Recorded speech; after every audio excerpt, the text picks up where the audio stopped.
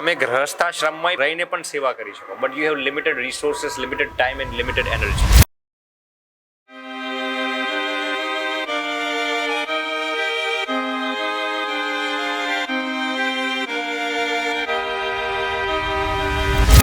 આદર્શ વિદ્યાર્થીની પરિભાષા શું હોઈ શકે? હું એમ જ કહીશ કે આપણી જે ભારતીય સનાતન ગુરુકુલ પરંપરા છે, એમાં આદર્શ વિદ્યાર્થી એવો હોય, પહેલા તો એનું બ્રહ્મચર્ય મુકમ્મલ. બીજું, તમે જે ફિલ્ડ સિલેક્ટ કરો, તમે જે વિદ્યા માં સરસ્વતીને પ્રાપ્ત કરવા માંગો છો, તમને વિદ્યા પ્રત્યે આદર હોવો. કે જ્યાં સુધી તમારું એકાંત મજબૂત ના હોય ને ત્યાં સુધી તમારી સફળતા કોઈ દિવસ ના હોય. એક માણસ is absolutely free when he is by himself. જો તમારું એકાંત ઢીલું પોચું હશે ને, કોઈ દિવસ તમે જિંદગીમાં સફળતાને વળી નહીં શકો. તમે પૈસાવાળા બની ગયા છો તો તમે પ્રામાણિકતા તમારી ગુમાવી જશે, તો જ તમે બની શકો અત્યારના જમાનામાં. એવી પણ એક માન્યતા છે. સાયન્સ અને સ્પિરિચ્યુઅલિટીને અલગ જોવું હોય તો કઈ રીતે, અને ભેગું જોવું હોય તો કઈ રીતે? અલગ છે કે ભેગું છે? અસ્મદીય ભારત દેશ મહાન. આ દુનિયામાં અનેક દેશો છે, વેસ્ટર્ન કન્ટ્રીઝ હોય, યુરોપિયન કન્ટ્રીઝ હોય. હું તો એમ કહીશ ભાઈ, ભારત દેશ જેવો એક પણ દેશ નથી. શું કામ? અહીંયા આધ્યાત્મ. You have to work smartly in the right direction. Smartly work hard. Hard work નથી કરવાનું, આપણે સ્માર્ટલી હાર્ડ વર્ક કરવાનું.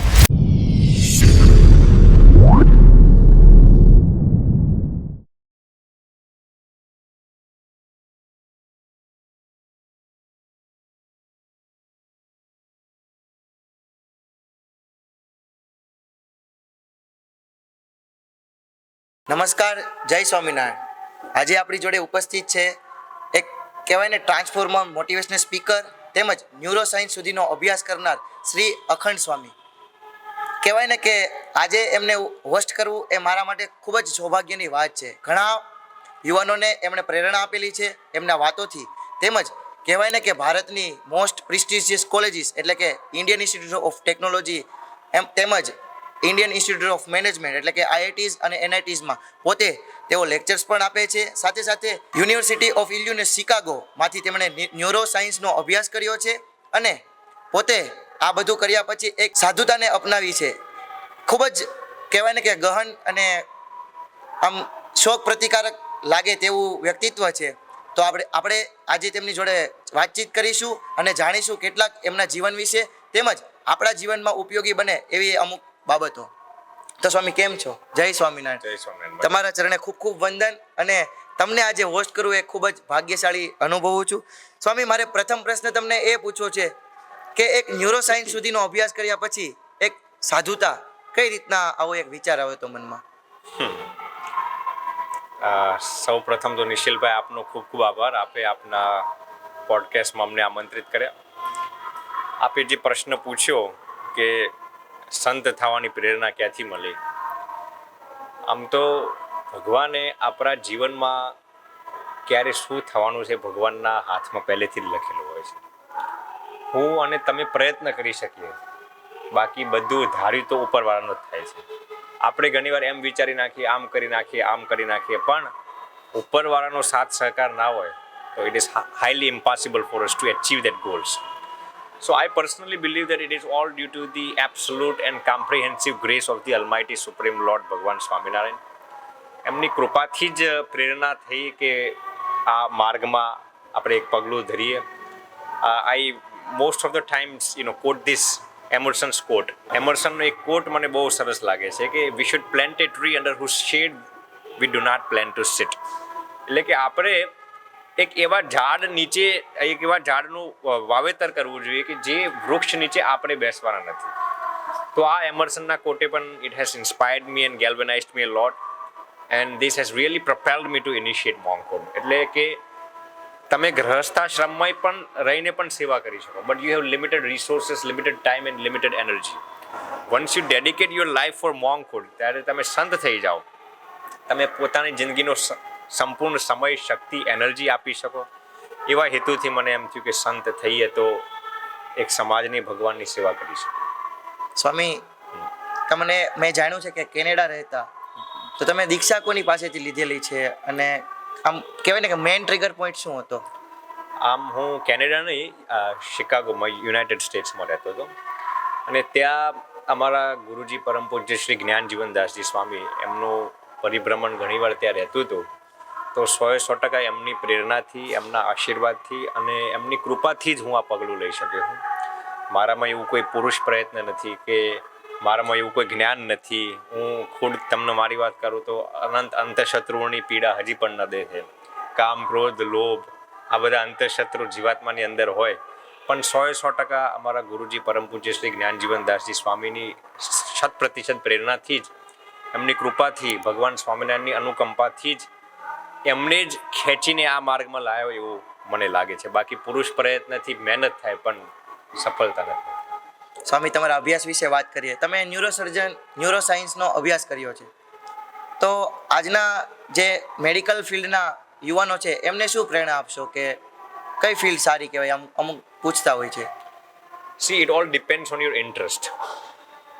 કોકને ન્યુરોસાયન્સમાં ઈચ્છા હોય, કોકને ડેન્ટિસ્ટ્રીમાં હોય, કોકને ઓપ્ટોમેટ્રીમાં હોય, કોકને ઓર્થોપેડિક્સમાં હોય, કોકને અલગ અલગ ક્ષેત્રોમાં બધાને હોય, કોકને ન્યુરોસર્જરીમાં હોય, કોકને સિમ્પલ પેડિયાટ્રિક્સ થવું હોય, કોકને XYZ કોઈ પણ ક્ષેત્રમાં જાઓ. It all depends on your interest. એટલે હું કોઈ દિવસ એમ નથી કહેતો કોઈને કે તમે આ જ ક્ષેત્રમાં જાઓ, આ જ ફિલ્ડમાં જાઓ. તમને અંદરથી કયા ફિલ્ડ પ્રત્યે રુઝાન છે, તમને અંદરથી કયા ફિલ્ડ પ્રત્યે ઈચ્છા છે, અંદરથી તમને કયું ફિલ્ડ આમ અંદરથી આકર્ષિત કરે છે. So I personally believe it all depends on your personal interest and you should always follow your intuition. આપણું ઇન્ટ્યુઇશન જે હોય ઇટ ઓલવેઝ પ્રપેલ્સ અસ કે ભાઈ તમે આ ફિલ્ડમાં જાઓ, આ ફિલ્ડમાં જાઓ, આ ફિલ્ડ તમારા માટે સારી છે. તો હું એવું પર્સનલી બિલીવ કરું છું કે જે તમને અંદરથી એવી ફિલિંગ આવતી હોય કે મારે, જો હું નથી કહેતો કે you should definitely go in allopathy. જો તમને આયુર્વેદમાં રસ જાઓ, ફોલો દેટ.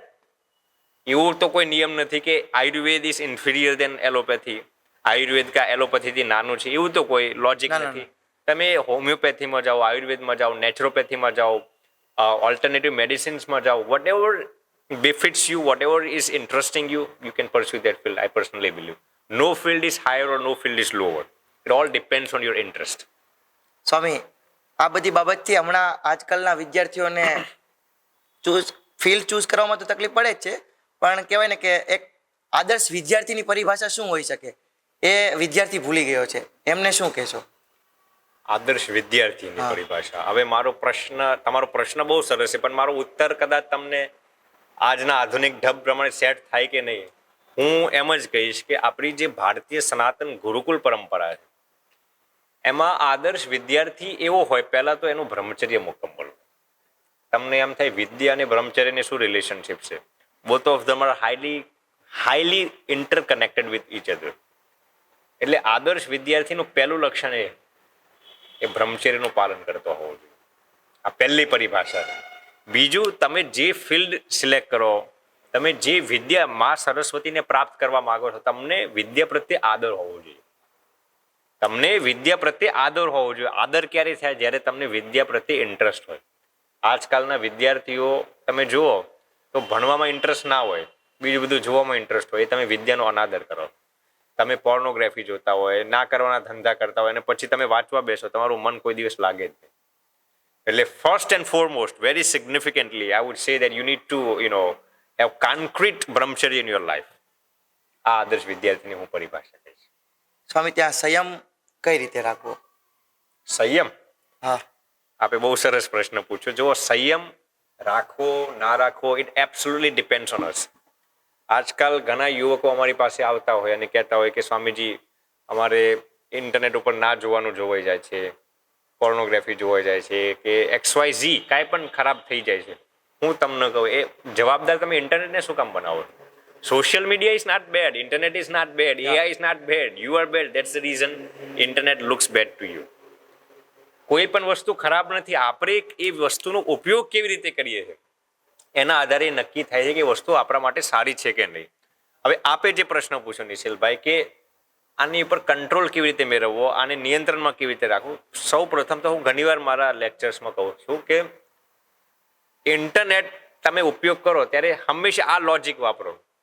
એવું કન્ટેન્ટ જુઓ જે તમારું દિમાગને જાજુ વિકસાવે, જે તમારા દિમાગનો વિકાસ જાજો કરે અને પેન્ટની ચેન ઓછી ખોલે તમારી.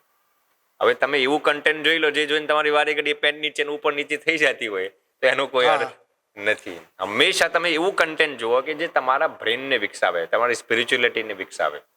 એટલે આજકાલના યુવકો તમે જુઓ હમણાં એક યુવક મને મળ્યો હતો, મને કહે કે સ્વામીજી મુझे પૂરી દુનિયા હિલા દેની है. શું કીધું? मुझे पूरा ब्रह्मांड ऊपर ऊंचे नीचे कर देना है. मैंने कहा बेवकूफ, पहले तू खुद हिलाना बंद कर, હા फिर दुनिया हिलाने की बातें करना. શું? પહેલા પોતે હલાવવાનું બંધ કરો, પછી દુનિયા હલાવવાની વાત હા. કરજો. પહેલા તમારું બ્રહ્મચર્ય મુકમ્મલ હોવું જોઈએ. ગ્રહસ્થ હોય કે ત્યાગી હોય, ગ્રહસ્થના બ્રહ્મચર્યના નિયમો અલગ હોય, ત્યાગીના બ્રહ્મચર્યના નિયમ અલગ હોય. એમ દરેક વ્યક્તિનું જ્યાં સુધી એકાંત મજબૂત ના હોય ને, એકાંત મજબૂત. આજે જ હું એક સરસ પુસ્તક વાંચતો હતો, એમાં લખ્યું હતું કે જ્યાં સુધી તમારું એકાંત મજબૂત ના હોય ને ત્યાં સુધી તમારી સફળતા કોઈ દિવસ ના હોય. એકાંત મજબૂત એનો હા, અર્થ સમજી સમજે ગયા. કે એકાંતમાં તમે માણસ is absolutely free when he is by himself. હવે એકાંતમાં તમે શું કરો છો? તમે ફોનમાં શું જોવો છો, ઇન્ટરનેટ ઉપર શું જોવો છો, એકલા શું વિચારો આવે છે? જો તમારું એકાંત મજબૂત હશે ને તો તમે જિંદગીમાં સફળ થશો. જો તમારું એકાંત ઢીલું પોચું હશે ને, કોઈ દિવસ તમે જિંદગીમાં સફળતાને વળી નહીં શકો. સ્વામી, તમે આઈઆઈટી અને આઈઆઈએમ જેવા પ્રીમિયમ ઇન્સ્ટિટ્યૂટ્સમાં તમે લેક્ચર આપવા જાઓ છો, ત્યારે તમારો શું વિષય હોય છે અને બીજો કે તમારો શું ત્યાં અનુભવ રહે છે? જો આપે જે ભાઈ નિશિલભાઈ જે વાત કરી વિષયની, જો આઈઆઈટીમાં જાઓ કે આઈઆઈએમમાં જાઓ કે ગુજરાતની કોઈ લોકલ યુનિવર્સિટીમાં જાઓ કે પછી હાર્વર્ડમાં જાઓ કે સ્ટેનફર્ડમાં જાઓ કે ઓક્સફર્ડમાં જાઓ, સંત માટે એક જ વિષય હોય છે. સંતનો વિષય શું? લોકોને સારો માર્ગ બતાવવો, સાચા માર્ગ તરફ લઈ જવા. એટલે ઇનડિરેક્ટલી કોઈ પણ ટોપિક્સ હોય, પણ સ્પિરિચ્યુઅલ ઇન્ટેલિજન્સ હોય કે ઇમોશનલ ઇન્ટેલિજન્સ હોય, સંતના ધર્મમાં આટલું જ આવે, દબંગ થઈને કોઈનાથી ડર્યા વગર ભગવાનનું પ્રતિપાદન કરવું, સનાતન ધર્મનું પ્રતિપાદન કરવું, સંસ્કારોનું પ્રતિપાદન કરવું, બ્રહ્મચર્યનું પ્રતિપાદન કરવું, આ સંતનો ધર્મ છે. એટલે હું ક્યાંય પણ જાઉં, કોમ્પ્રોમાઇઝ નહીં કરવાનું. તમારી પાસે જે નોલેજ હોય ને એમાં કોઈ દિવસ કોમ્પ્રોમાઇઝ કરવાનું નહીં. મને કોઈ એમ કે સ્વામીજી તમે આ ટોપિક ઉપર વાત કરો, હવે જે સંતને શોભે નહીં એવા ટોપિક ઉપર વાત કરવાનું, કે I am not going to talk about it. જે સંતની પરિભાષામાં ફિટ થાય એવો કંઈક ટોપિક આપે તો વાત કરવાની, અને ઇનડિરેક્ટ નહીં તો ના જ પડી દેવાની. કેમ જે સંતનો ધર્મ જે છે, હું સનાતન ધર્મનો એક રેપ્રેઝેન્ટેટિવ. હા, મારું કોઈ અલગ અસ્તિત્વ નથી. અખંડ સ્વામી નામનું કોઈ અસ્તિત્વ હોય કે કાંઈ XYZ, તમે આ ભગવા કપડાં પહેરે એટલે તમે એક સંત થઈ ગયા. સનાતન ધર્મના એક પ્રતિનિધિ તરીકે ક્યાંય પણ જાઓ એટલે સનાતન ધર્મને આંચ લાગેલ કે કાંઈ પણ નુકસાન થાય એવું ભાષણ ક્યાંય ના ઠોકાય. એટલે હું ક્યાંય પણ જાઉં સ્પિરિચ્યુઅલ મોરલ્સ ઉપર જ હું વાત કરતો હોઉં. સ્વામી, ઇક્યુ ઇમોશનલ કોશન્ટ એને કઈ રીતના મેનેજ કરો? કારણ કે આપણે રોજ સવારે ન્યૂઝપેપર ખોલીએ ને તો એવા કિસ્સા જો દેખાય છે કે એ આમ દિલને અડી જાય કે આમ ના થવું જોઈએ. તો એ માટે ઇમોશનલ કોશન્ટને કઈ રીતના હેન્ડલ કરવો? બહુ સરસ પ્રશ્ન પૂછ્યો નિશિલભાઈ. જો there are 3 types of IQ, EQ and SQ. 3 types of intelligence, right? IQ, EQ and SQ. If you look chronologically, each of them is superior than each. IQ કરતા EQ સારું, EQ કરતા SQ સારું, હા, right? હવે પહેલી વાત તો હું તમને કહું, IQ એટલે શું? IQ એટલે લૌકિક બુદ્ધિમત્તા. You are smart in mathematics, you are smart in science, એ નોર્મલ IQ કહેવાય. આજથી 20 વર્ષ પહેલા IQ ની બહુ કિંમત હતી. લોકો IQ પાછળ ગાંડા થતા હતા. પછી લોકોને સમજાનું કે IQ ઇઝ નોટ એવરીથિંગ. શું તમે બુદ્ધિશાળી હોય ને, આજ દુનિયામાં તમે જુઓ ને, મોટા ભાગના ભણેલા ઘરના degree holders, I feel sorry to say this, મોટા ભાગના ડિગ્રી હોલ્ડર્સ અભણની નીચે કામ કરતા હોય. હા, શું કામ? એ અભણની પાસે ભલે IQ નથી, એની પાસે EQ છે. EQ એટલે તમારી અંદર મેચ્યોરિટી હોવી જોઈએ, તમારી અંદર વિનમ્રતા હોવી જોઈએ, સરળતા હોવી જોઈએ, તમારી અંદર મેચ્યોરિટીના લેવલ્સ હોવી જોઈએ, પ્રામાણિકતા હોવી જોઈએ, ઈમાનદારી હોવી જોઈએ, કેરેક્ટર વાળું જીવન હોવું જોઈએ. આ બધું EQ માં આવે. IQ એટલે ખાલી બુદ્ધિ. હા, EQ એટલે એનાથી પણ પર થઈ ગયું. ચાલો તમારી પાસે પૈસા કમાવાની બુદ્ધિ છે, પણ પ્રામાણિકતાનો ત્યાગ કરીને પૈસા કમાવશો તો તમારી IQ 0 છે, EQ 0 છે. IQ છે પણ EQ 0 છે. IQ તમારી ગમે તેટલી ઊંચી હશે, પણ EQ કે SQ નહીં હોય તો તમે એક દિવસ ખાડામાં પડવાના છે. સ્વામી, અત્યારે એ પણ એક ઓર્થોડોક્સ માઇન્ડસેટ કહી શકાય કે એવું છે કે તમે પૈસાવાળા બની ગયા છો તો તમે પ્રામાણિકતા તમારી ગુમાવી જશે, તો જ તમે બની શકો અત્યારના જમાનામાં. એવી પણ એક માન્યતા છે. એવું નથી. આની ઉપર તમે જે પ્રશ્ન પૂછ્યો એની ઉપર જ મેં અમને એક જગ્યાએ મને ઇન્વાઇટ કર્યો હતો અને મેં આની ઉપર જ આખું પોડકાસ્ટ બનાવ્યો હતો કે ભાઈ પૈસાવાળા થવા માટે તમારી ઈમાનદારી ગુમાવવાની જરૂર નથી. તમે ઈમાનદારી વેચીને પૈસા કમાવા જાશો ને, એક દિવસ તમારી પાસે જે કાંઈ મૂડી હશે ને એવું દેવું થઈ જશે. આ દુનિયામાં એક પણ વ્યક્તિ ઈમાનદારી વેચીને સુખી થયો નથી. કદાચ શોર્ટ ટર્મમાં તમારી પાસે પૈસા આવી ગયા છે, હા, પણ એ લાંબો સમય ટકશે નહીં. તમારી પાસે જે કાંઈ મૂડી હશે ને, પેન્ટ શૂટ બધું ખેંચીને લઈ જશે, તમને નાગા નચાઈને ખાક કરી નાખશે. એટલે ઈમાનદારીની બુનિયાદ ઉપર જ માણસ ધનવાન અને સફળ બની શકે. સ્વામી, મારો હવે એક પ્રશ્ન એ છે કે સાયન્સ અને સ્પિરિચ્યુઅલિટી, સાયન્સ સત્ય શોધે છે અને સ્પિરિચ્યુઅલિટી કહેવાય કે એ રસ્તો બતાવે છે એ સત્ય માટેનો, કે શું સાચો છે. એક નવા પોઈન્ટથી વાત કરીએ કે આમ સાયન્સ અને સ્પિરિચ્યુઅલિટીને અલગ જોવું હોય તો કઈ રીતે, અને ભેગું જોવું હોય તો કઈ રીતે? અલગ છે કે ભેગું છે? ક્યારેક ક્યારેક, કારણ કે તમે એક સાયન્સ બેકગ્રાઉન્ડમાંથી આવો છો તમારો અભ્યાસ દ્રષ્ટિએ, અને તમે એક કહેવાય ને કે સારા એવા સંત છો, એટલા માટે આ તમને પ્રશ્ન. જો ભાઈ, હું પહેલા તો જણાવું આપને કે science and spirituality are not different things. Science has not discovered anything. સાયન્સનું તમે જુઓ, સાયન્સે કર્યું છે શું, હું તમને કહું. આજે ઘણા લોકો એવા ધાર્મિક લોકો જે સાયન્સનું ખંડન કરી નાખે. ઘણા એવા સાયન્સના લોકો છે કે આઈ ડોન્ટ બિલીવ ઇન ગાડ. અરે બેવકૂફ, સાયન્સનો જન્મ જ આધ્યાત્મિકતામાંથી થયો છે. તમે વેદો અને ઉપનિષદ વાંચો, they are the most scientific scriptures in the entire universe. તમે વેદો વાંચો, ઉપનિષદ વાંચો, શ્રીમદ ભગવદ્ ગીતાજીનું અધ્યયન કરો, શિક્ષાપત્રી વાંચો, these are the most scientific scriptures of the millennium. એટલે what I would like to say is science and spirituality are not different things. પહેલા તો આ ભેદભાવ કાઢી નાખો. સાયન્સ એ કોઈ પણ વસ્તુનું, તમે આમ જુઓ તો નવી શોધ કાંઈ નથી કરી. સાયન્સે કાંઈ પણ નવી શોધ કાંઈ પણ નથી કરી. જે સ્પિરિચ્યુઆલિટીમાં લખ્યું છે ને એને બહાર કાઢ્યું. હા, હું તમને કહું, ક્રિસ્ટોફર કોલંબસ હતો અમેરિકા, જેને આપણે કહીએ કે ક્રિસ્ટોફર કોલંબસ અમેરિકાની શોધ કરી. તો ક્રિસ્ટોફર કોલંબસ એ કઈ અમેરિકા બનાવ્યું નથી, એને અમેરિકાની શોધ કરી છે. શું? એને ડિસ્કવરી કરી છે, ઇન્વેન્શન નથી કર્યું અમેરિકાનું. એમ સાયન્સે કઈ નવી ડિસ્કવરી નથી કરી, એને ડિસ્કવરી કરી, ઇન્વેન્શન કઈ નથી કર્યું સાયન્સે. ભગવાન પહેલેથી હતા, કઈ સાયન્સે નિર્માણ નથી કર્યા. સાયન્સે તો એને મદદ કરી છે કે ભાઈ ભગવાન આવી રીતે હોઈ શકે. બાકી એટલે I don't see science and spirituality as different things. Both of them are the same parts. ખાલી એને જોવાનો નજરિયો અલગ છે. હા, કારણ કે બ્રિટનના જે લોકો છે એના માટે એવું થયું કે અમેરિકા છે, બાકી અમેરિકાના લોકો માટે તો એમ જ છે ને કે અમે તો હતા જ તે. જી રાઈટ. અને હું તમને વાત કરું કે મારી ખુદની વાત કરું, હું જેટલો સાયન્સમાં જેટલું ગહેરાઈથી ગયેલો છું, જેટલું ન્યુરો સાયન્સની સ્ટડીઝ મેં જેટલી ડીપલી કરી છે ને, એટલું મને ભગવાન સમજવામાં સહાયતા મળી. મારી અંદર ઘણીવાર જે આધ્યાત્મિક પ્રશ્નો હતા એ ન્યુરો સાયન્સ ભણવાથી ઘણીવાર સોલ્વ થઈ ગયા. આજે પણ હું જેટલા પણ ન્યુરો સાયન્ટિફિક રિસર્ચ હોય, સાયકોલોજીકલ રિસર્ચ હોય, હ્યુમન બિહેવિયરલ રિસર્ચ હોય, સોશિયોલોજીકલ રિસર્ચ હોય, philosophical research, I study them very keenly and very meticulously, very scrupulously, because it helps me dissolve if I have any of the predicaments in my mind about spirituality, it helps me dissolve those predicaments. એટલે હું science અને સ્પિરિચ્યુઅલિટીને કોઈ દિવસ અલગ એંગલથી નથી જોતો. સ્વામી, તમે વાત કરી તો મારે એક પ્રશ્ન એ પણ છે, કારણ કે અમે કોલેજમાં હોય ને ત્યારે અમુક નાસ્તિક લોકો પણ હોય, બે પ્રકારના લોકો હોય, આસ્તિક નાસ્તિક. તો એ નાસ્તિક લોકો અમે જ્યારે તિલક ચાંદલો કરીને કોલેજ જતા હોય ને, તો ત્યારે કે અમને પૂછી લે કે તમે આ બધું ખોટું છે. ત્યારે અમુક ડિબેટમાં એવો પણ પ્રશ્ન આવી જાય, શું ગોડ એક્ઝિસ્ટ કરે છે? તો ત્યારે અમે એને શું સ્ટ્રોંગ આર્ગ્યુમેન્ટ આપી શકીએ કે અમે ત્યારે એમ કહીએ ને કે સાબિત કરવું પડે એવું લાગે કે ક્યારેક એમ ફીલ થતું કે આપણે ઈગો ઉપરની વાત છે, આપણા મહારાજ ઉપરની વાત છે, આમ પર્સનલી લાગી આવે. તો ત્યારે એમના માટે હું તમને કહું, આ સૂર્ય છે, સૂર્ય એ ભગવાનનો મોટો પરચો છે ને. જે તમને આવો પ્રશ્ન પૂછે ને એને પૂછ, હા તારા બાપે બનાવ્યો તો સૂર્ય? કોઈના બાપના બનાવવાની તાકાત છે સૂર્યદેવને. સૂર્ય કેટલી મોટી શક્તિ છે. દરેક પ્લેનેટ્સ સૂર્યના એટલા જ ડિસ્ટન્સમાં ફરે છે, જરી કે વધઘટ નથી થતી. એ કોનું કર્તૃત્વ છે?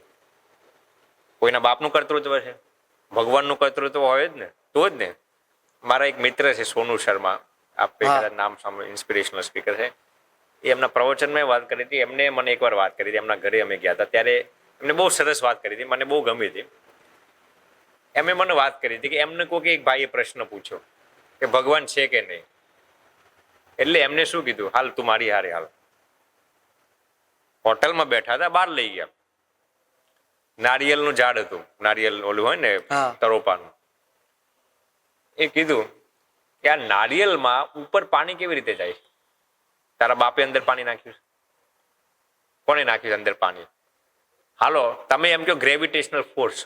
શું ગ્રેવિટેશનલ ફોર્સ થી તો નીચે આવવું જોઈએ ને પાણી. હા. તો નારિયેલની ઉપર પાણી કેવી રીતે જતું રહ્યું?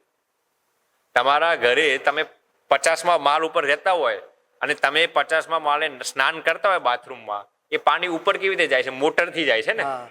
કઈ ગ્રેવિટેશનલ ફોર્સ તો ત્યાં કામ કરતો ને, મોટરથી ઉપર પાણી જાય છે, ત્યારે તમે નાહી શકો છો. નારિયેલમાં ભાઈ ઉપર કોને પાણી મોકલ્યું? કઈ મોટર તમે મૂકી હતી? એક મોટર મૂકી હતી તમે? ગ્રેવિટેશનલ ફોર્સના નિયમ પ્રમાણે તો પાણી નીચે આવવું જોઈએ ને. તો નારિયેલની અંદર પાણી ક્યાંથી આવી ગયું ભાઈ? હે? હા. બીજી તર્ક તમને આપું. ઘણા લોકો એમ કહે છે કે ભગવાન દેખાડો, તમે ભગવાનને માનીએ. હા.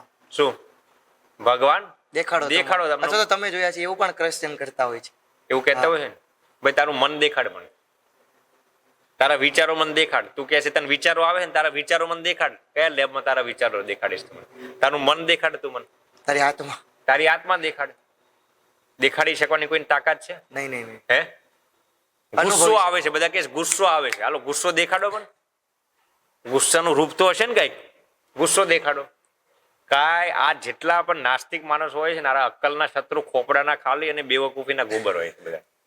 અક્કલ મઠ્ઠાઓને કાંઈ ખબર નથી પડતી. એને એક તર્ક તમે આપો ને, જેટલા હું તમને રિયલ કહું, જેટલા નાસ્તિક માણસો હોય છે ને, અડધા અક્કલના શત્રુ જ હોય. એને એક તર્ક આપો ને, માનવા તૈયાર ના હોય. તમે એને કોઈ પણ સાયન્ટિફિક તર્ક આપો ને તો માનવા તૈયાર ના હોય. આ બધા આ જેટલા નાસ્તિક માણસો હોય ને, મેં જોયા છે, મોટા ભાગના માણસો હું સમજીને તર્ક કરતા હોય છે ખબર છે? કે આ બધા આધ્યાત્મિક માણસો બુદ્ધિ કાંઈ ના હોય એટલે હું એને બેવકૂફ બનાવી દઈશ. એના મનમાં એવું હોય છે કે હું એને મૂર્ખ બનાવી દઈશ. મૂર્ખાઓ બધા આધ્યાત્મિક માણસો તારાથી 10 ગણા ભણેલા હોય છે. શું? જેટલા પણ હજી તમને કહું, જેટલા નાસ્તિક માણસો હોય છે અડધા બુદ્ધિના બારદાન જ હોય છે. બધા કોડાઓ જ ભેગા થયેલા હોય છે. એને તમે એક સાયન્ટિફિક તર્ક આપો ને, બોલતા જ બંધ થઈ જાય. એટલે હું તમને કહું, એને કહેવાનું મન તારા બાપે બનાવી દો ભાઈ. હે? આ બુદ્ધિ તારી માએ બનાવી દો? કોને બનાવી દો? દેખાડ મને એનું રૂપ. તું મને દેખાડ. તું એમ કે ભગવાન દેખાડ, તું મને તારું મન દેખાડ. સમજી ગયા. એટલે આવી તર્ક આપો ને તો બોલતા જ બંધ. સ્વામી, તમે અવારનવાર પ્રવાસ કરતા હોય છે, વિચરણ કરતા હોય છે બધા દેશોમાં. તો મારે એક કહેવાય ને કે આમ કયો દેશ તમને સૌથી સારો લાગે છે? ક્યાં રહેવું તમને ગમે છે? ઘર જેવું? કારણ કે તમે બ્રોન એન્ડ બ્રોટઅપ તો તમે યુએસ થયા છો. જો તો ભાઈ, ઇન્ડિયા અસ્મદીય ભારત દેશ મહાન અસ્તિ. અસ્મદીય ભારત દેશ મહાન અસ્તિ. આ દુનિયામાં અનેક દેશો છે. કેટલા? વેસ્ટર્ન કન્ટ્રીઝ હોય, યુરોપિયન કન્ટ્રીઝ હોય, 180 કેટલાય plus. દેશો છે, હા. અનંત દેશો છે. હું તો એમ કહીશ ભાઈ, ભારત દેશ જેવો એક પણ દેશ નથી. શું કામ?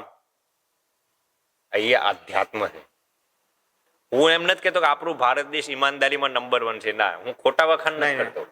જે કારણથી ભારત દેશ મહાન છે એ છે. આપણા દેશમાં જે આધ્યાત્મિકતા છે એવી બીજા દેશમાં ખરેખર નથી. બીજા દેશમાં ઘણી સારી બાબતો, હું કોઈ પણ દેશનું ખંડન નથી કરતો, પણ ભારત દેશની અંદર જે છે એ બીજા દેશોની અંદર નથી. એટલે તમે પર્સનલી પૂછો તો I wood personally prefer To stay in India, Bharat. Yeah. હવે મારી પાસે યુએસ સિટીઝનશીપ છે, હું ચાહું તો ત્યાં રહી શકું, પણ ભારત દેશની અંદર અહીંયાની ભૂમિની અંદર જે વાઇબ્રેશન છે ને એ બીજી ભૂમિની અંદર નથી. અહીંયાની ભૂમિમાં તમને જે સુકૂન મળે, જે ઇત્મીનાન મળે, જે શાંતિ મળે, જે અધ્યાત્મ મળે, એ બીજી ભૂમિમાં ઓછું મળે. હું નથી કહેતો વિદેશમાં ના જાઓ, હું પણ જાઉં છું, બધા દેશોમાં જવું જોઈએ, એનો વિરોધ નથી કરતો.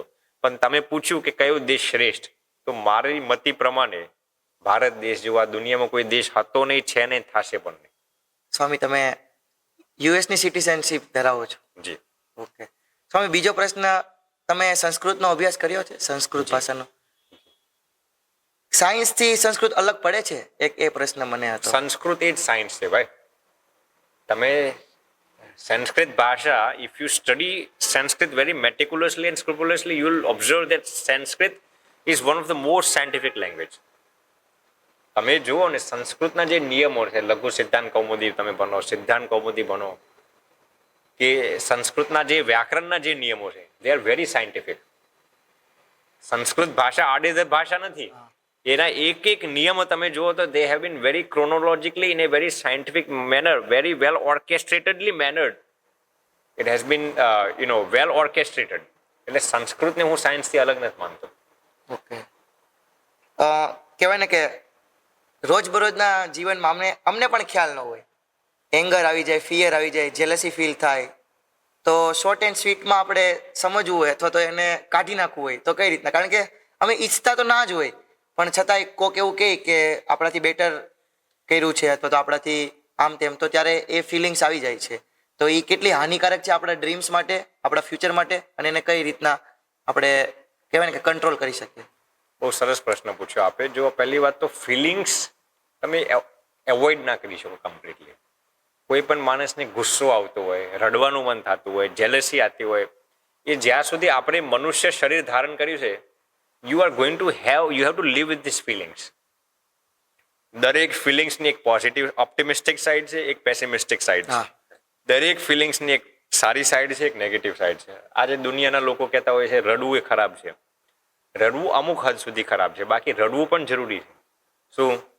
અમુક સમયે તમને રડવાનું મન થાય, રડવું તમે બહાર કાઢી નાખો, it is beneficial for you.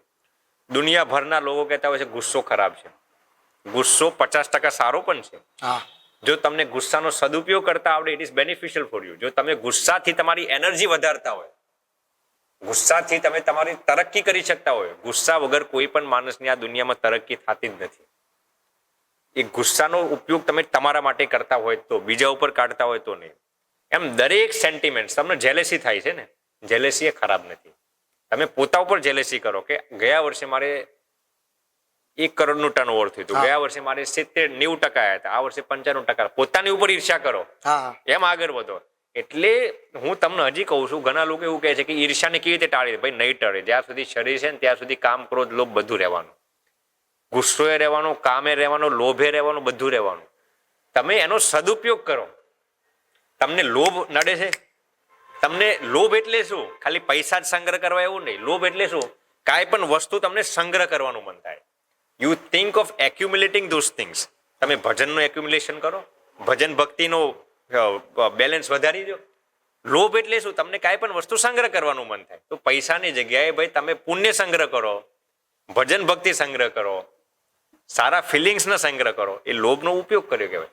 સ્વામી, તમે એક પબ્લિશ ઓથર પણ છો, તો તમારા બુક વિશે થોડુંક જણાવશો કે કેના વિશેનું એ પુસ્તક હતું? જો ભાઈ, આમાં તો I am writing many books right now. કે હું હજી am planning on writing many books in the field of spirituality, health. I would like to combine spirituality and modern science. એટલે મેઇન મારો થીમ એની ઉપર રહેશે. ભવિષ્યમાં હું જ્યારે પણ એ બુક્સ પબ્લિશ કરીશ તો my main theme would be કે સમાજની અંદર ઘણી બધી અંધશ્રદ્ધા આજે પણ છે. સમાજની અંદર ઘણા બધા ખોટા બધું ખોટી માન્યતાઓ ઘણી બધી છે. તો I would like to eradicate those blind beliefs. એની ઉપર મારું મોટા ભાગે કામ રહેશે. સ્વામી, ખોરાકનો પણ આપણા ડ્રીમ્સ ઉપર પ્રભાવ પડે છે. જી હા. કહેવાય ને કે અમે કોલેજમાં અથવા તો કંપનીએ જતા હોય અને કાંદા લસણ ખાવાનું અવોઇડ કરીએ, અને જ્યારે બીજા લોકો નોનવેજ અથવા તો એગેટેરિયન પણ હોય, અને એ ત્યારે થોડુંક એવું વિચારતો કે આ ટ્રેડિશનલ છે, આ ઓર્થોડોક્સ છે, કે ગુજરાતી. ક્યારેક ક્યારેક તો મને પણ એવું ઘણી વખત કહે છે કે ગુજરાતી આમ ખાવામાં બહુ આમ તેમ, આપણે આલ્કોહોલનો ત્યાગ કરતા હોય. તો આ બધું ડ્રીમ્સ ઉપર શું ઇફેક્ટ કરે છે અને કેટલું મહત્વનું છે એક માણસ તરીકે? પહેલા તો હું તમને આપણા ગ્રંથોનો રેફરન્સ આપું. આહાર શુદ્ધો સત્વ શુદ્ધિ લખેલું છે ને. હા. આ એમને તો નથી લખેલું. આહારની it has a very drastic and very potent effect on our mind. હું તમને કહું, હવે તમે પીઝા ખાઈને મેડિટેશન કરો, દારૂ પીને મેડિટેશન કરો, નોનવેજ ખાઈને મેડિટેશન કરો, અને રોટલી શાક ખાઈને મેડિટેશન કરો. કેવી રીતે તમારું મેડિટેશન એમાં સારું થશે? રોટલી શાક ખાઈને. હાલો તમે રોટલી શાકને કમ્પેરિઝન કરો અને ફ્રૂટ્સને કમ્પેરિઝન કરો. ફ્રૂટ્સમાં સારું મેડિટેશન થાય.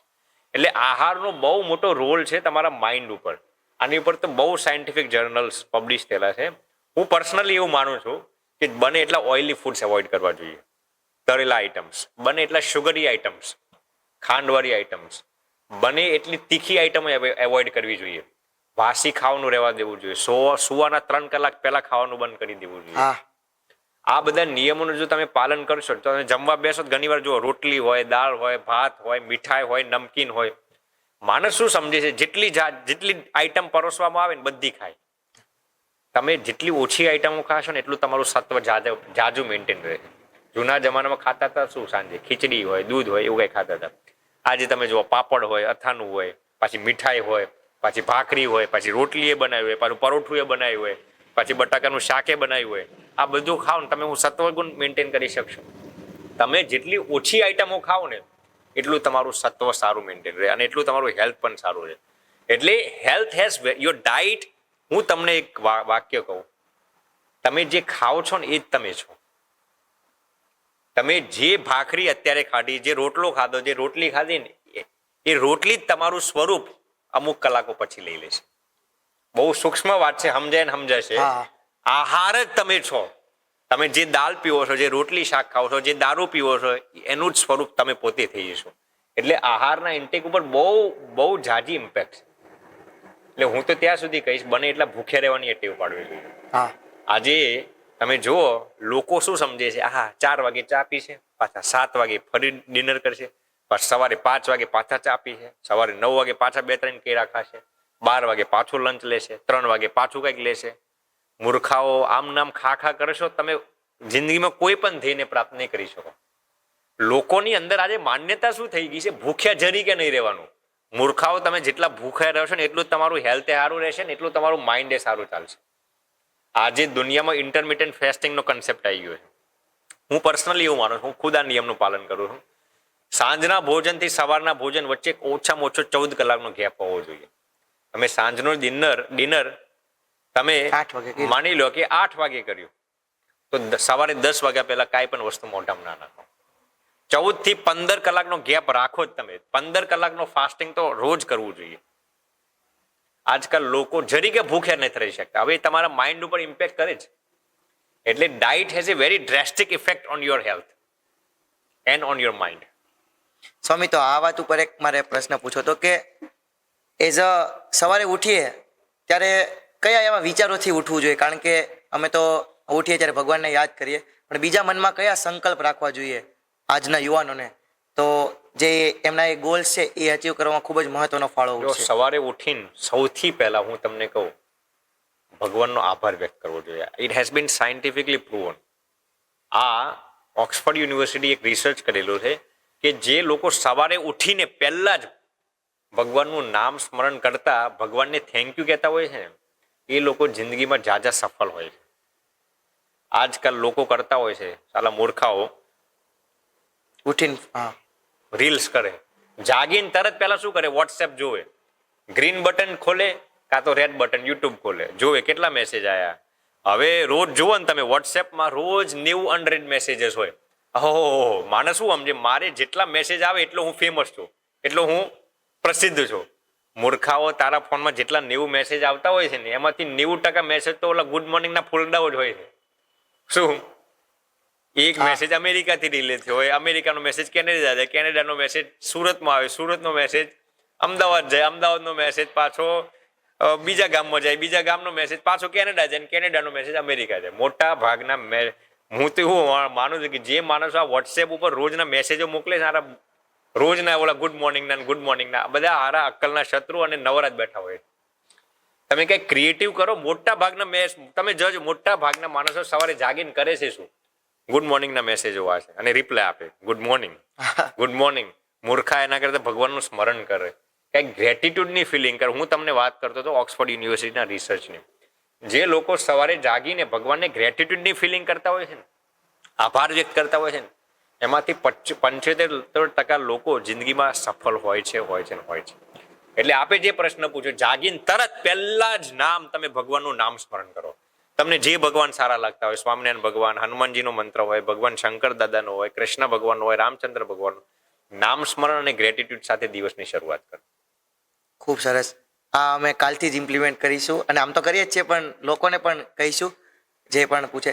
સ્વામી, એક પ્રશ્ન એ હતો કે અમે જ્યારે ભણીને, દાખલા તરીકે મેં એન્જિનિયરિંગ કર્યું છે, સાથે સાથે હું પણ એક લેખક તરીકેનું કામ કરું છું. મેં એક મારી પબ્લિશ પણ કરી છે book, collection of values which I learn from you. તમે જેમ કહો છો ને કે ગ્રેટિટ્યુડ એક્સપ્રેસ, તો મેં મારી રીતના કહેવાય ને કે લોકો માટે મેં ગ્રેટિટ્યુડ એક્સપ્રેસ કર્યો કે આજ સુધી હું 22 વર્ષનો થયો તો મને લોકો પાસેથી શું શીખ્યો, તો કલેક્શન ઓફ વેલ્યુઝ. તો એ બધી વેલ્યુઝ હું ક્યાંથી કઈ રીતે શીખ્યો એનું નાનકડું મેં એક પુસ્તક લખ્યું હતું. તો લોકો એવું કહે છે કે તેવું ભણ્યો એન્જિનિયરિંગ પણ કરે છે આવું કાર્ય, પોડકાસ્ટ કરે છે અથવા તો લેખક કરે છે. તો એવી રીતના સ્વામી તમને એ પ્રશ્ન હતો કે તમે ન્યુરો સાયન્સ ભણ્યા અને પછી એક સાધુ તરીકે તમે તમારા જીવનમાં એક ગોલ તમે નક્કી કર્યો, તો એ તમને હેલ્પ કઈ રીતે કરે છે તમારું એજ્યુકેશન, તમારે આ સાધુતા? મેં આપને પહેલા પણ જણાવ્યું હતું કે હું સાયન્સ અને સ્પિરિચ્યુઆલિટીને અલગ એંગલથી નથી જતો. હું જેટલો પણ ન્યુરો સાયન્સમાં ગહેરાઈથી હજી પણ વાંચન કરું છું ને, મારા સ્પિરિચ્યુઆલિટીને સપોર્ટિવ થાય છે. કોઈ દિવસ મારા મનમાં સાયન્સના જર્નલ્સ વાંચીને કોઈ દિવસ કોન્ફ્લિક્ટ પેદા નથી થયો. હું તમને એક સિમ્પલ વાત કરું કે માની લો કે ન્યુરો સાયન્સમાં એક કન્સેપ્ટ આવે છે ડોપામિન એન્ડ સેરોટોનિન. હા. ડોપામિન એટલે આપણે ગુજરાતીમાં કહીએ તો એને સુખ કહી શકીએ, હા. સેરોટોનિન એટલે આનંદ. હવે સાયન્સ, ન્યુરો સાયન્સ શું કહે છે, તમે જેટલું ડોપામિનના હેપીનેસ, ડોપામિનનું જેટલું સુખ લેશો, ડોપામિનનું સુખ ક્યાંથી આવે? સારું ખાવાથી, સેક્સ કરવાથી, સિગરેટ પીવાથી, ડ્રગ્સ લેવાથી. ડોપામિનના જેટલા સુખ તમે લેશો ને એટલા તમે એના એડિક્ટેડ થઈ જશો અને એ તમારી જિંદગી બરબાદ કરી નાખશે. આવું ન્યુરો સાયન્સ કહે છે. સ્પિરિચ્યુઆલિટીની હું વાત નથી કરતો. ન્યુરો સાયન્સ શું કહે છે, તમારે હેપીનેસ લેવું હોય તો સેરોટોનિનનું લે. એ એડિક્શન્સ પેદા ના કરે. તમે નામ સ્મરણ કરો, બીજાની મદદ કરો, બીજાની સહાયતા કરો, કંઈક સારા બુક્સ વાંચો, કોઈને સહાયરૂપ થાવ, આ બધા હેપીનેસ તમને સેરોટોનિનમાં મળશે. હવે આપણો આધ્યાત્મ ગ્રંથો શું કહે છે, તમને સાચું સુખ ક્યાંથી મળે? બીજાની મદદ કરવાથી, નિસ્વાર્થ ભાવે સેવા કરવાથી, ગરીબોની સેવા કરવાથી, ભગવાનનું નામ સ્મરણ કરવાથી. આને તો સેરોટોનિન કહેવાય. હવે ન્યુરો સાયન્સે આને શબ્દ આપી દીધા, ડોપામિન અને સેરોટોનિન. આપણા આધ્યાત્મિક ગ્રંથોમાં સુખ અને આનંદ શબ્દ છે. ભાઈ સુખ એ નાશવંત છે, આનંદ હંમેશા પરમાનંદ. તો હું તમને એ કહેવા માંગુ છું કે neuroscience and spirituality are not different things, they are one exactly the same thing, two sides of the same coin. Swami, એક ક્યારેક અમે ભૂલી જઈએ છીએ, અમે સાચા સંતની વ્યાખ્યા અમને નથી ખબર. હા. ક્યારેક અમે એવા સંતને પણ મળીએ કે એ જોઈને આમ થોડુંક લાગે કે નહીં આવું તો ના હોવું જોઈએ, પણ તમે અમે ત્યારે કંઈ કશું કરી પણ ના શકીએ. અને સંતમાં પણ ક્યારેક એવું બધું ભેદભાવ ને એવું બધું જોવા મળે છે. તો તમારા મતે શું હોય છે એક સાચા સંતની વ્યાખ્યા? પહેલી વાત તો આપે બહુ સરસ પ્રશ્ન પૂછ્યો. પહેલી વાત તો હું મારી જ કરી દઉં નિખાલસપણે, જે હું પણ સાચા સંતની કેટેગરીમાં નથી આવતો. હજી પણ મને ઘણા અંતરશત્રુની પીડા છે, દોષો નડે છે, કામ, ક્રોધ, લોભ ઇત્યાદિ દોષો નડતા હોય છે, ગુસ્સો આવતો હોય છે. એટલે હું પણ સાચા સંતની હજી હું પણ એક ટ્રાય કરું છું. પણ આપે જે વ્યાખ્યા, જે ડેફિનેશન પૂછ્યું એ હું તમને જણાવું. 3 પ્રકારના સંતો હોય આ દુનિયામાં. પહેલા હોય Hippocrates. In English we call the, બાઇબલમાં એક સરસ શબ્દ છે હિપોક્રેટ્સ. હિપોક્રેટ્સ એટલે પાખંડી. જે કનિષ્ઠ પ્રકારના સંત હોય એનું કામ શું? તમે જે સંત પૂછે ને એમાં 3 પ્રકારના ક્લેસિફિકેશન્સ છે. જે હિપોક્રેટ્સ, જે પાખંડી સાધુ હોય એ શું કરે? પ્રચાર ભગવાન, બહારથી પ્રચાર ભગવાનનો કરે પણ ઇન્ટરનલી પ્રચાર પોતાનો કરે. શું? બહુ સૂક્ષ્મ વ્યાખ્યા છે. હા. બહારથી ભગવાનના નામનો પ્રચાર કરે, અંદરથી એની શું ઈચ્છા હોય? મારો પ્રચાર થવો જોઈએ. આને હિપોક્રેટ્સ કહેવાય. એ ભગવાનના નામે ડોનેશન ઉઘરાવે ને તો પોતા માટે ઉઘરાવે, સેવા કરવા માટે નહીં. શું? નામ ભગવાનનું લે, સેવાના કામમાં ડોનેશન આપે, ફંદા પોતે કરે, ના કરવાના ધંધા કરે, ભગવાનની આજ્ઞાઓ લોપીને જે ધંધા કરે આને પાખંડી કહેવાય. એ હંમેશા એને ભગવાનનો પ્રચાર કરવામાં રસ નથી, એને પોતાનો જ પ્રચાર કરવામાં, મારો જ વાડો મોટો થવો જોઈએ, મારો જ વર્ગ મોટો થવો જોઈએ, મારી જ સાથે બધા જોડાયેલો હોવો જોઈએ, ભગવાન સાથે નહીં. નામ ભગવાન, હજી હું કહું છું, કથામાં કે પ્રવચનોમાં કે ક્યાંય પણ નામ ભગવાનનું લે પણ પ્રચાર કોનો કરે? પોતાનો. આને પાખંડી કહેવાય. આ બીજા પ્રકારના સંત, જે 50% પોતાનો પણ પ્રચાર કરતા હોય, 50% ભગવાનનો પ્રચાર કરતા હોય. ત્રીજા અને સૌથી મહત્વપૂર્ણ સાચા સંત આને કહેવાય કે જે પ્રચાર 100% ભગવાનનો જ કરવા માંગતા હોય, એને પોતાના પ્રચાર સાથે લેવા દેવા ના હોય. પોતાનો વાડો વધે, પોતાના શિષ્યો વધે, પોતાની સંસ્થામાં ડોનેશન આવે કે ના આવે, એને ભગવાનના પ્રચાર કરવામાં રસ હોય. હવે દાખલા તરીકે ફોર એક્ઝામ્પલ આપો, તમે મારા શિષ્ય હોય, ફોર એક્ઝામ્પલ, તમે બીજા કોઈની સંસ્થામાં જાઓ, બીજા કોઈ મંદિરે જાઓ, જો હું પાખંડી સાધુ હોઈશ તો મને દુઃખ થશે કે મારો શિષ્ય કેમ જતો રહ્યો, મારો હરિભગત કેમ જતો રહ્યો, મારો ભક્ત કેમ જતો રહ્યો. હા. મને દુઃખ થાય તો હું પાખંડી છું. કેમ? જે મને તમને ભગવાન ભેગા કરવામાં રસ નતો, મને તો શું રસ હતો? મારું મોટું, મારું ડોનેશન આવવું જોઈએ, મારી સંસ્થામાં આવવું જોઈએ, મારું નામ મોટું થવું જોઈએ, મને માનવું જોઈએ, મને પાગો લાગવો જોઈએ. હવે તમે બીજાને પગે લાગશો તો કઈ તમારો મોક્ષ તો બગડી નથી જવાનો. તમે મારા કરતા કોઈ સારા સંતનો સમાગમ કરો છો તો કઈ તમારો મોક્ષ તો બગાડવાનો નથી, મને કઈ નુકસાન થવાનું નથી, તમે તો ભગવાનને જલ્દી પામવાનો. તો મને શોક ના થવો જોઈએ, આનંદ થવો જોઈએ. આ બીજા પ્રકાર, આ સાચા સંતની કેટેગરી મેં તમને કીધું. અને આજે પણ આ દુનિયામાં ઘણા એવા સાચા સંતો છે કે જે ખરેખર લોકોને ભગવાનનો જ પ્રચાર કરાવવા માંગતા હોય, ભગવાન સાથે જ જોડવા માંગતા હોય, એવા ખરેખર સાચા સંતો હોય છે. આ સંપ્રદાયમાં હોય, પરોક્ષમાં પણ હોય, એવા ઘણા બધા સાચા સંતો હોય છે. તો હું પણ ત્રીજી કેટેગરીમાંથી પહેલી કેટેગરી જવાનો હું પણ પ્રયત્ન કરતો. સ્વામી ખૂબ સરસ. સ્વામી મારો એક બીજો એક આમ કહેવાય ને કે આમ ઉત્સુકતા હતી એ પૂછવાની કે તમે આમ આપણા દેશના ટોપ વીવીઆઈપી જે લોકો હોય અથવા તો ટોપ પોઝિશન વાળા, જેમ કે આપણે વાત કરીએ તો પ્રેસિડેન્ટ, વાઇસ પ્રેસિડેન્ટ, સીએમ અને ખૂબ સારા એવા ડિરેક્ટર્સ, સ્પીકર્સ, તમે ઘણા બધા લોકોને મળેલા છો, ત્યારે તમને કેવો અનુભવ રહી છે એમની જોડે અથવા તો તમારા કેવા સંબંધો છે? જો પહેલી વાત તો એ કહું કે હું કોઈને વીઆઈપી માનતો નથી. હા, કોઈ પણ આ દેશની ઊંચામાં ઊંચી પોસ્ટ ઉપર હોય એને જોઈને કોઈ દિવસ પ્રભાવિત, એના પ્રભાવમાં કોઈ દિવસ ના આવે. દરેક વ્યક્તિની સારી સાઈડ હોય, દરેક વ્યક્તિની નેગેટિવ સાઈડ હોય. તો સંત તરીકે જો સંત કોઈના પ્રભાવમાં લેવા જાય તો એ સંતના પદથી ચ્યુત થયા કહેવાય, સંતના પદથી નીચે પડી ગયા કહેવાય. એટલે આ દુનિયાની કોઈ પણ પદવી હોય, હું તમને કહું WHO ની પદવી હોય કે અમેરિકાના રાષ્ટ્રપતિ હોય કે બીજા કોઈ દેશના હોય, સંત હંમેશા બીજાને જ્યારે મળતા હોય કે બીજાને આમંત્રિત કરતા હોય, એ હંમેશા કાં તો એના કાર્યોની કદર કરવા માટે, કાં તો એનામાંથી કંઈક શીખવા માટે, કાં તો એમને સારા કાર્યોમાં પ્રોત્સાહિત કરવા માટે. પણ સંત એ વ્યક્તિને જોઈને જો એની પાછળ ગાંડા કાઢે. એક સામાન્ય દ્રષ્ટાંત છે, હું નાનો હતો ત્યારે સાંભળેલું. એ દ્રષ્ટાંત મને આજે પણ સજગતા માટે કામમાં લાગે. એક ગામની સીમામાં વડની નીચે એક સંત રહેતા હતા. ગામના લોકોએ કીધું રાજાને કે આ સંત બહુ સારા છે, આપણે દર્શને જવા જેવા સંત છે. રાજાને આમ જલ્દી પ્રભાવિત નતા થતા ગામના રાજા, પણ એને એમ થયું બધા ગામના લોકો, વજીર બધા કહે છે, બધા મિનિસ્ટર્સ કહે છે તો જવું જોઈએ. તો ગામના રાજા તો આખું બધું બેન્ટ બાજુ લઈને, બધું જે કહેવાય ને આમ સર સામાન લઈને હાથીની સવારી ઉપર સંતના દર્શન કરવા નીકળ્યા. અને આખા ગામમાં આમ બધા બેન્ટ વાજા ને બધું વાગતું હોય. સંતને અવાજ સંભળાનો, વડ નીચે બેઠા હતા કે આ કોણ આવે છે. તો સંત પોતે વડની ઉપર ચડી ગયા. વડની બહુ સમજવા જેવી સાયકોલોજી છે. સંત પોતે વડ ઉપર ચડી ગયા. શું કામ? કોણ આવે છે? પછી સંતે નીચે પૂછ્યું એના સેવકને કે આ કોણ આવે છે. એના સેવકે કીધું આ ગામના રાજા છે અને તમારા દર્શન કરવા આવે છે. હા, એટલે ડર. સંત કે ઓહો, મારા દર્શન કરવા? સંત એના પ્રભાવમાં લેવાઈ ગયા. અને સંત જેવા એના પ્રભાવમાં લેવાઈ ગયા, એ પોતાના સંત પદથી પડી ગયા.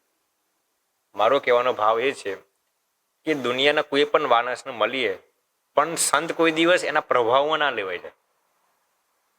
એની અંદર, દરેક વ્યક્તિની અંદર સારી સાઈડ હોય, એની એક પોઝિટિવ ઓરા હોય, એનામાં જીવનમાંથી કંઈક શીખવા જેવું હોય. તો એના જીવનમાં શીખવાથી કંઈક આપણને ફાયદો થાય, આપણા વિચારો આદાન પ્રદાન કરવાથી ફાયદો થાય, દેશના તરક્કીના વિચારો આપલે થાય, આધ્યાત્મિક તરક્કીના વિચારોને આપલે થાય, એવા મકસદથી હું મળતો હોઉં. જે દિવસે તમે એના પ્રભાવમાં લેવા જાઓ ને, ત્યાં દિવસથી તમે સંતના પદથી પડી ગયા કહેવાય. સ્વામી ખૂબ સરસ આન્સર હતો અને અમને ખૂબ જ પ્રેરણાદાયી દ્રષ્ટાંત આ પણ અમારું બની રહેશે. સ્વામી થોડોક એક નાનકડો તો રેપિડ ફાયર અમારા ટીમના મેમ્બરે બનાવ્યો છે, તો એ તમને પૂછું છું. સ્વામી, એક ગુણ જે દરેક વ્યક્તિમાં હોવો જોઈએ તો શું? વિનમ્રતા. ઓકે. તમારા જીવનનો અત્યાર સુધીનો શ્રેષ્ઠ શિક્ષક? ભગવાન સ્વામિનારાયણ અને મારા ગુરુજી પરમ પૂજ્ય શ્રી જ્ઞાનજીવનદાસજી સ્વામી. સ્વામી, સફળતા માટે સૌથી અગત્યનો ગુણ કયો હોય છે? કૃતજ્ઞતા. એટલે આને થોડુંક ડિફાઇન કરીએ તો, કારણ કે એટીટ્યુડ. જે વ્યક્તિની અંદર બીજાને પ્રત્યે ઋણી રહેવાની આદત છે ને, એ વ્યક્તિ આ દુનિયામાં હંમેશા સફળ થયા છે. તમારા માટે સૌથી મોટું શક્તિ કઈ છે? મતલબ આમ કહેવાય ને કે અમુક કહેતા હોય ભગવત બલ. ઓકે, ભગવત. સ્વામી, તમે કેટલા પુસ્તકો વાંચ્યા છે આજ સુધી? પુસ્તકો તો આમ લગભગ વાંચ્યા હશે, ઓલમોસ્ટ 100 જેટલા વાંચ્યા હશે. બસ આ જ હતું અમારા ટીમ તરફથી. અને સ્વામીજી, છેલ્લે અમારા ઓડિયન્સને સીધો સંદેશો આપવો હોય તો તમે કયો આપશો કે જેનાથી એ હંમેશા અમારી ટીમનો એક જ ધ્યેય છે કે અમારે સમાજમાં વેલ્યુ એડ કરવી છે. લોકો વાયરલ થવા માટે કે કંઈ પણ કરતા હોય, અમારો એક સીધો અને સિમ્પલ ફંડો છે કે અમારે સારા એવા માણસોનો વિચાર સારા એવા લોકો સુધી પહોંચાડવો છે. જે અટવાયેલા છે એ લોકોને કંઈક દિશા પહોંચાડવી, તો એ એમના ગોલ સુધી વધુ નજીક કઈ રીતે પહોંચી શકે. હું આમાં બહુ સરસ પ્રશ્ન, 2-3 વાત જ કરીશ. પહેલી વાત તો સૌથી અગત્યની, ભગવાન ઉપર વિશ્વાસ રાખો. મારા અને તમારા જીવનમાં મુશ્કેલીઓ આવવાની, આપત્તિઓ આવવાની, સંઘર્ષ આવવાના, કઠિનાઈઓ આવવાની. જો હમણાં આપણે જે પોડકાસ્ટ શૂટ કરે એની પહેલા જ મારું માઇન્ડ એક બીજી જગ્યાએ ડાયવર્ટ હતું કે એક મહત્વનો પ્રોબ્લેમ સોલ્વ કરવાનો હતો, હજી સોલ્વ નથી થયો. પણ ભગવાન ઉપર વિશ્વાસ છે કે ભગવાન જે કરતા હોય સારું જ કરતા હોય.